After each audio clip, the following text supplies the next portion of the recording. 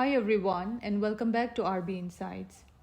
This is Dr. Ruby and today we are going to explore a crucial topic in the field of counseling, which is approaches to counseling. Whether you are studying for UGC NET education or just trying to better understand the world of counseling, this video will give you a deep understanding about the three major approaches that counselors use to help their clients. So counseling is a powerful tool that can help individuals improve their mental health, navigate life challenges, and achieve personal growth. But did you know that there are different approaches to counseling?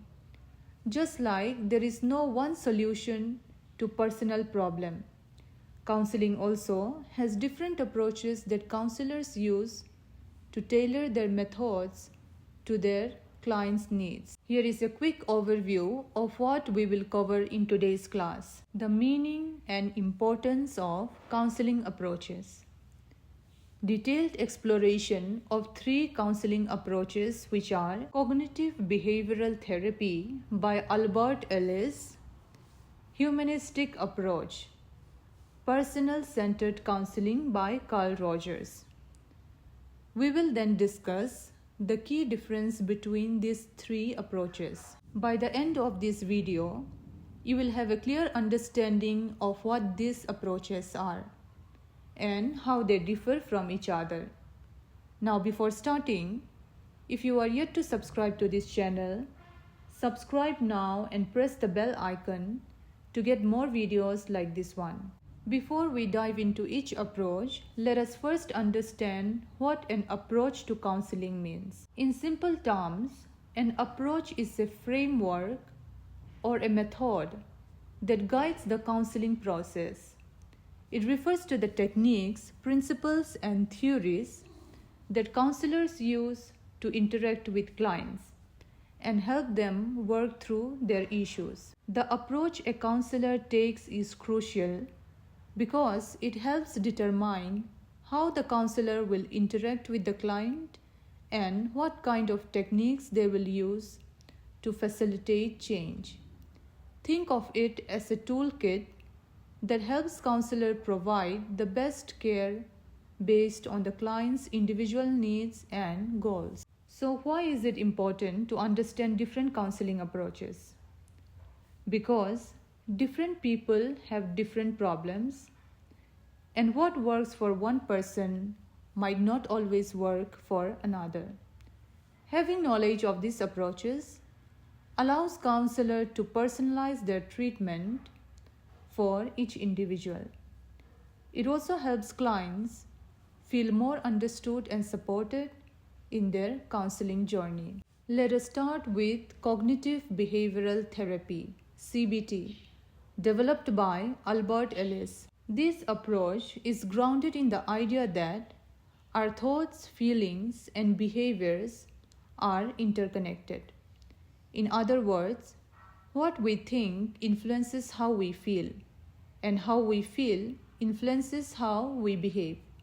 If we change our thoughts, we can change our feelings and actions. REBT, the Rational Emotive Behavior Therapy, is one of the key techniques used in CBT.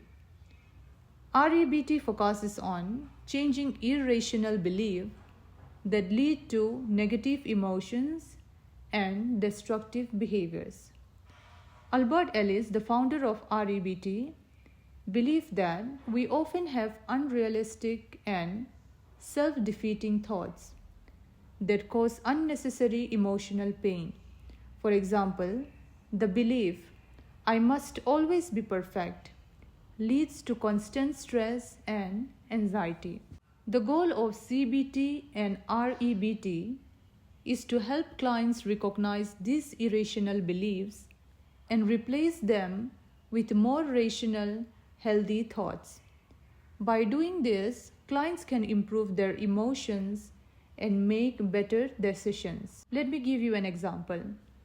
Imagine a student who has the belief, "I am not good enough to succeed in my career." So in CBT, the counselor would help the student identify and challenge that thought, replacing with something more rational, like, I may face challenges, but I have the ability to learn and improve with effort. So by changing this belief, the student will feel more confident and motivated to take positive actions. The next approach is the humanistic approach. The humanistic approach focuses on personal growth, self-actualization, and the idea that people are inherently good and capable of positive change.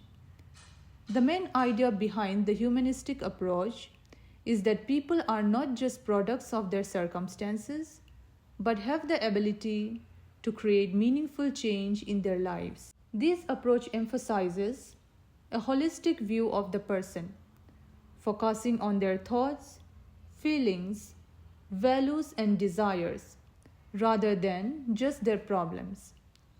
The humanistic counselor works with the client to help them explore their full potential and live more authentically. Humanistic counseling is non-directive, meaning the counselor does not provide direct advice or solutions. Instead, the counselor supports the client in exploring their feelings and developing self-awareness, encouraging them to make their own choices. For example, if a person feels lost and unsure about their career path, a humanistic counselor would not tell them what job to take. Instead, the counselor would help them explore their passions, skills, and values to guide them towards making a decision that aligns with their true self. Now, let us explore person-centered counseling, developed by Carl Rogers. This is another type of humanistic counseling, but it places greater emphasis on the relationship between the counselor and the client. According to Carl Rogers, for growth to happen, the client must feel unconditionally accepted and understood in a non-judgmental environment. Rogers identified 3 key conditions that are necessary for effective counseling, which are unconditional positive regard. Here, the counselor accepts the client without judgment. Next, empathy. Here, the counselor truly understands and reflects the client's feelings. Next, congruence. Here, the counselor is genuine and transparent in their interactions. Person-centered counseling is non-directive, which means the counselor does not tell the client what to do. Instead, the counselor creates a safe and accepting space where the client feels free to explore their feelings and come to their own conclusions. For example, a teenager struggling with family issues might not know how to handle their emotions. In person-centered counseling, the counselor would not give advice or tell them what to do. Instead, they would listen with empathy, offer support, and help the teenager explore their feelings to find a solution on their own. Let us now compare these 3 approaches to better understand their differences. As you can see in the table, it provides a comparison of the 3 major counseling approaches. When you see the core focus, the CBT focuses on changing negative thoughts to improve emotions and behaviors. For example, if someone believes they are not good enough for a job, CBT would work on altering that thought to something more positive, like recognizing their skills and qualifications. On the other hand, the humanistic approach emphasizes personal growth and self-actualization.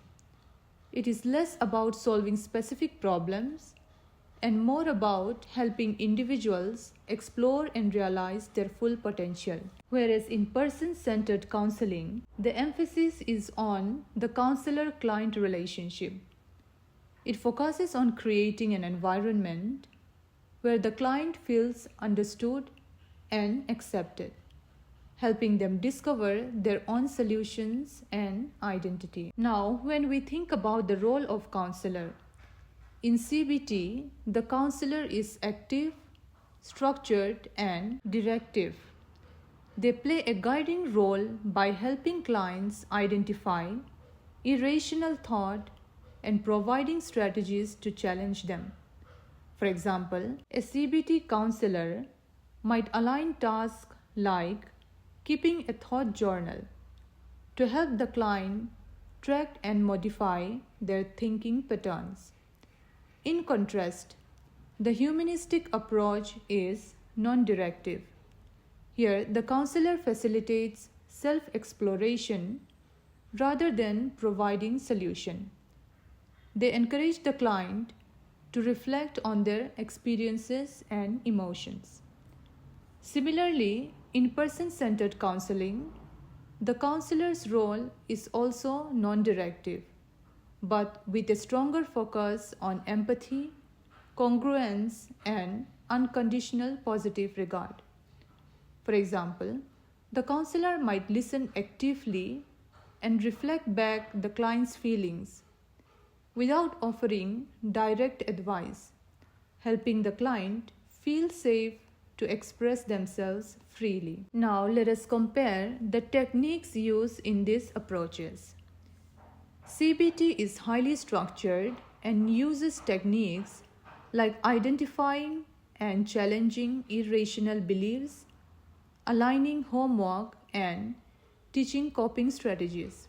For example, if a client has a fear of public speaking, the counselor might create a step-by-step plan to gradually expose them to speaking situations, helping them to build confidence. On the other hand, the humanistic approach relies on techniques that encourages self-exploration. For example, the counselor might ask open-ended questions or use reflective listening to help the client explore their feelings and values. Whereas in person-centered counseling, the focus is not on specific techniques but on creating a supportive and non-judgmental space. Techniques like active listening and reflecting emotions help clients feel heard and understood, empowering them to find their own solutions. Finally, let us look at the goals of these approaches.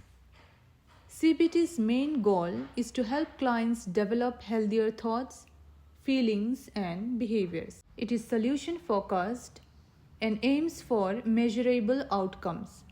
For example, reducing anxiety by addressing and reframing negative thoughts. In contrast, the humanistic approach aims for broader personal growth and self-awareness. It helps clients align their actions with their true selves and achieve self-actualization. Whereas in person-centered counseling, the goal is to empower clients to discover their true selves and make meaningful decisions. Here, the emphasis is on fostering a sense of self-worth and confidence through the supportive counselor-client relationship. So that was all on today's class on the approaches of counseling. I hope you liked the video. Please let me know in the comments section. Like, subscribe, and share. Thank you for watching, and I'll see you in the next class.